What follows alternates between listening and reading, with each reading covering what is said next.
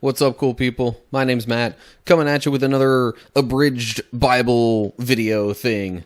So, in case you're new to the concept, basically the idea is that I'm going to take just a verse or two per chapter and use that as like a way to kind of summarize this entire book of the Bible. And of course, in this case, we're going through 1 Samuel. If you've missed any of the previous ones, I should have a playlist of some sort that those will be on.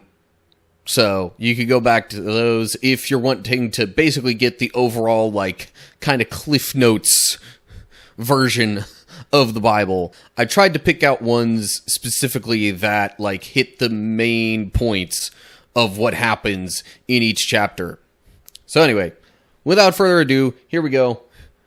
1 Samuel Abridged. Hannah was in deep anguish, crying bitterly as she prayed to the Lord. And she made this vow, O Lord of heaven's armies, if you will look upon my sorrow and answer my prayer and give me a son, then I will give him back to you. He will be yours for his entire lifetime, and as a sign that he has been dedicated to the Lord, his hair will never be cut. Now the sons of Eli were scoundrels who had no respect for the Lord. But Samuel, though he was only a boy, served the Lord. He wore a linen garment like that of a priest. As Samuel grew up, the Lord was with him, and everything Samuel said proved to be reliable. And all Israel, from Dan in the north to Beersheba in the south, knew that Samuel was confirmed as a prophet of the Lord. The Philistines attacked and defeated the army of Israel, killing 4,000 men. The ark of God was captured, and Hophni and Phinehas, the two sons of Eli, were killed. The people summoned the Philistine rulers again and begged them, "Please send the ark of the God of Israel back to its own country, or it will kill us all." For the deadly plague from God had already begun, and great fear was sweeping across the town. Those who didn't die were afflicted with tumors, and the cry from the town rose to heaven. The people of Beth Shemesh were harvesting wheat in the valley, and when they saw the ark, they were overjoyed. The 5 Philistine rulers watched all this, and then returned to Ekron that same day. So the Philistines were subdued, and didn't invade Israel again for some time. And throughout Samuel's lifetime, the Lord's powerful hand was raised against the Philistines. Samuel continued as Israel's judge for the rest of his life. Finally, all the elders of Israel met at Ramah to discuss the matter with Samuel. "Look," they told him, "you are now old, and your sons are not like you. Give us a king to judge us like all the other nations have." When Samuel saw Saul, the Lord said, "That's the man I told you about. He will rule my people." Then Samuel said to all the people, "This is the man the Lord has chosen as your king. No one in all Israel is like him." And all the people shouted, "Long live the king!"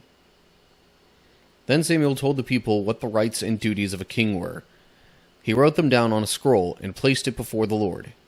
Then Samuel sent the people home again. So they all went to Gilgal, and in a solemn ceremony before the Lord they made Saul king. Then they offered peace offerings to the Lord, and Saul and all the Israelites were filled with joy. Then Samuel addressed all Israel, "I have done as you asked and given you a king. As for me, I will certainly not sin against the Lord by ending my prayers for you, and I will continue to teach you what is good and right." There were no blacksmiths in the land of Israel in those days. The Philistines wouldn't allow them for fear they would make swords and spears for the Hebrews. So on the day of battle, none of the people of Israel had a sword or spear, except for Saul and Jonathan. Now when Saul had secured his grasp on Israel's throne, he fought against his enemies in every direction, against Moab, Ammon, Edom, the kings of Zobah, and the Philistines. And wherever he turned, he was victorious. The Israelites fought constantly with the Philistines throughout Saul's lifetime. So whenever Saul observed a young man who was brave and strong, he drafted him into his army.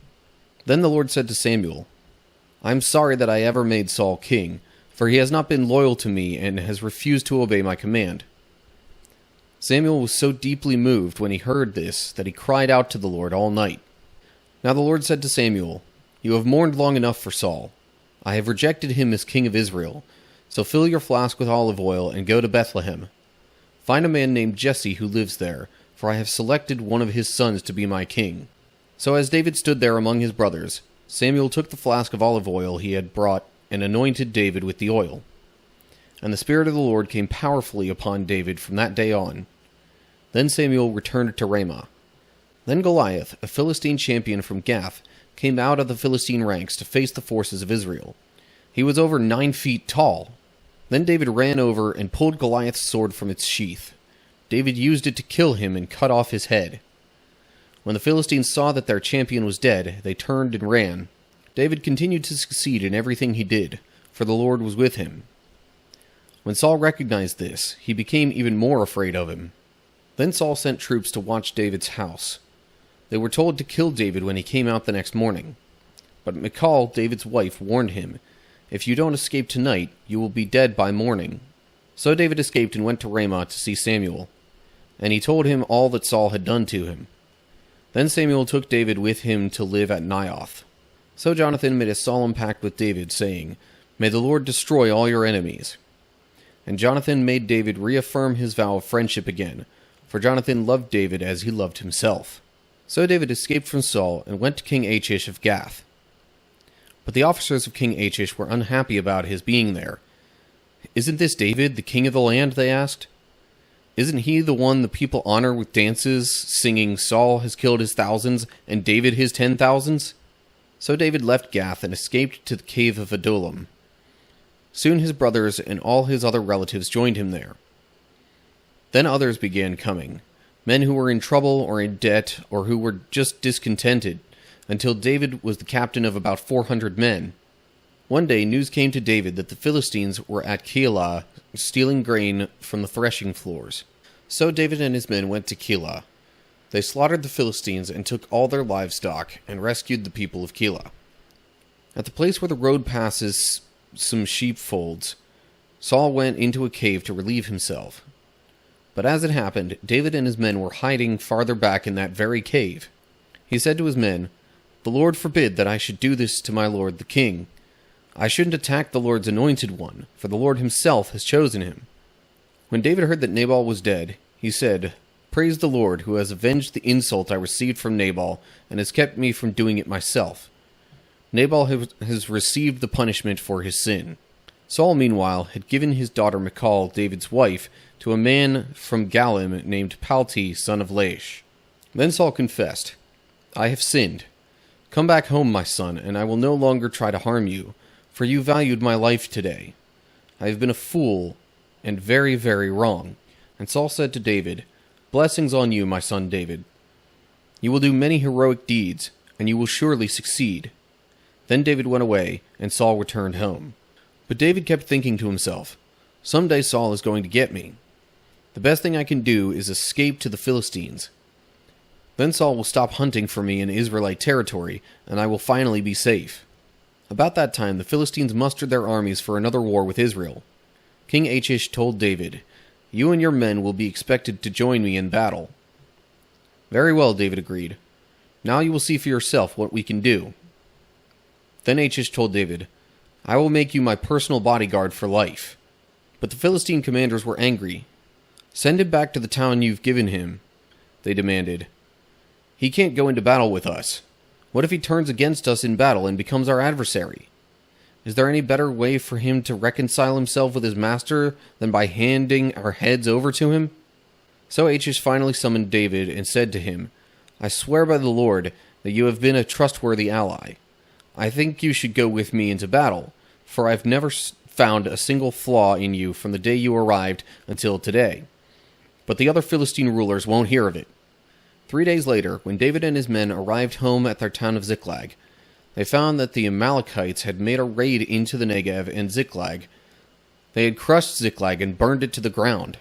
David and his men rushed in among them and slaughtered them throughout that night and the entire next day until evening. None of the Amalekites escaped except 400 young men who fled on camels. The Philistines closed in on Saul and his sons, and they killed 3 of his sons, Jonathan, Abinadab, and Malchishua. Saul groaned to his armor-bearer, "Take your sword and kill me before these pagan Philistines come to run me through and taunt and torture me." But his armor-bearer was afraid and would not do it. So Saul took his own sword and fell on it. So yes, I realize, considering the book is called 1 Samuel, it doesn't talk a ton about Samuel himself, at least not after the first few chapters. The focal point sort of shifts away from him and on to Saul and then David. But he's still alive during all of this. So it's sort of like the first book of the life and times of Samuel, you might say. I don't know, something like that.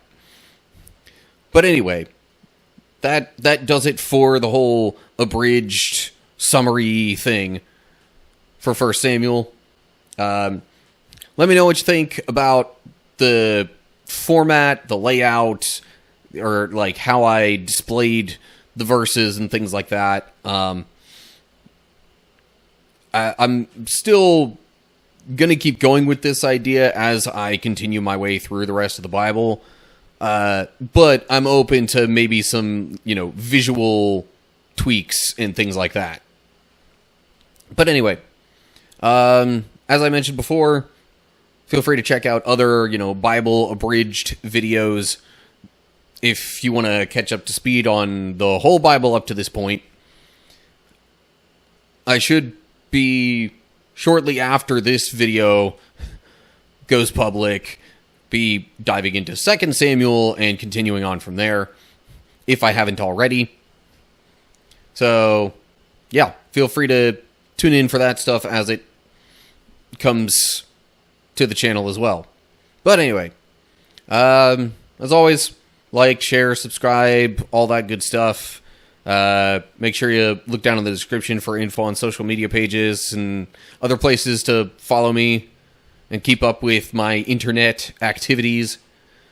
And leave comments down below with any thoughts you have. So yeah, I don't think there's really too much else to say. So I hope you're all doing well. Hopefully I'll see you soon for another video. But whatever the case is, till next time, stay cool, people.